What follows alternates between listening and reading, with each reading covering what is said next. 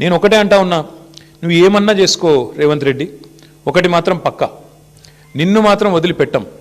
ఇవాళ నేను అధికారులకు కూడా చెప్తా ఉన్నా, ఈ ఫోన్ ట్యాపింగ్లు వీటి మీద జరుగుతున్న ధారావాహికంగా జరుగుతున్న డ్రామాలు, ఇందులో భాగస్వాములు ఇచ్చిన అధికారులకు కూడా నేను చెప్తా ఉన్నా, ప్రతిరోజు ఒక్కరిదే ఉండదు.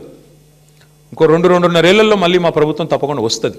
మీకు తెలుసు, అది ప్రజల మూడు మీకు తెలుసు. మన గ్రామ పంచాయతీ ఎన్నికలు చూసినారు, మీకు తెలుసు. ఇవాళ ఎన్నికలు పెడితే రాష్ట్రంలో ఏం ఫలితం వస్తుందో కూడా అధికారులకు తెలుసు.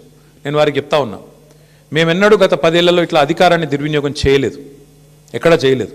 ముఖ్యంగా పోలీస్ వ్యవస్థను ఇంత అడ్డంగా దుర్వినియోగం చేసేదైతే ఇవాళ నాటకాలు ఆడుతున్నారో వాళ్ళందరికీ నేను ఒకటే చెప్తా ఉన్నా, మీరు బలవుతారు, మధ్యలో మీరు బలవుతారు. రేవంత్ రెడ్డి రాజకీయ క్రీడలో మీరు బలవుతారు.